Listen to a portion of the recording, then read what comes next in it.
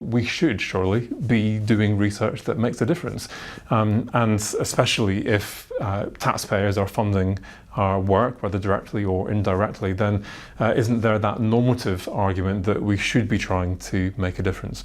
But there is also the pragmatic argument that actually the knowledge that we have gives us an opportunity to enable people to do things differently, to see the world differently, to derive new benefits that they would otherwise not have been able to get.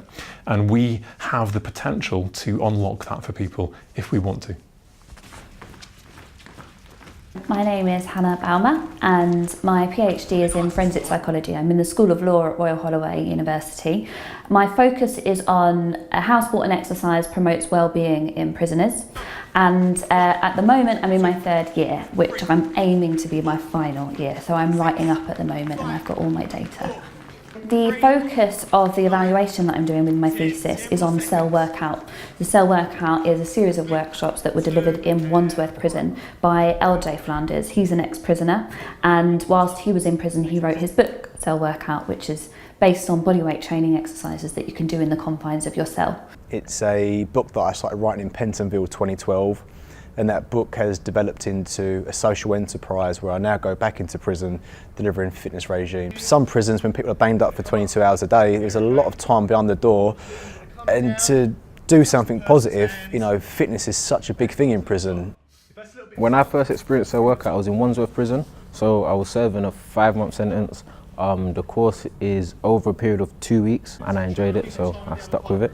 When you're incarcerated and you're just behind your door, you feel less valued, so your self-worth is, you know, depleted or decreased. Plus, when you get to do exercise and stuff, it gives you an opportunity to express yourself, release your frustration, get a wider understanding of why physical activity can help you to better your time in prison. Data gathering was done in collaboration with LJ and I was able to put together the surveys, but he was fantastic in distributing them.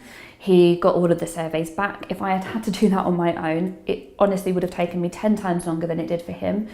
To walk around freely in a prison, you need to hold keys.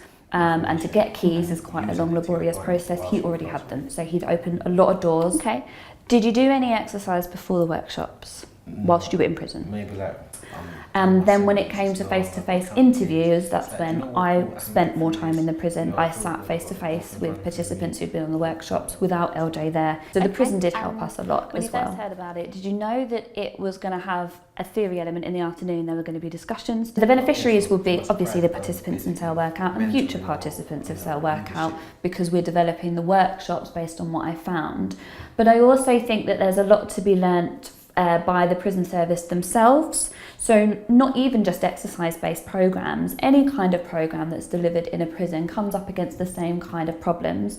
Also, other academics who are trying to do prison research are going to come up against things, barriers, for which there are ways around it. And part of my research does actually talk about the kind of things and the kind of approaches that you can take to prison research to make things a little bit easier. I'll be prepared for it in my Viva. I'll be prepared for examiners to be asking me what I think the impact is and how I think it maps onto what's needed. I've definitely thought about what my employment options would be after the PhD, and impact does come into that, because I think if you're moving away from academia and you wanted to do something much more practical, it makes it much more obvious how you might fit into their business or their organisation.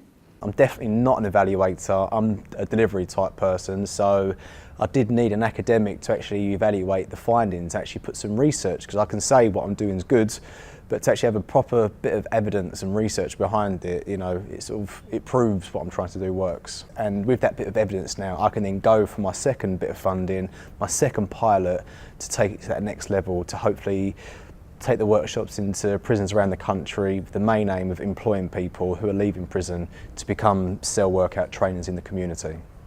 So it's all thanks to Hannah really and her PhD studies.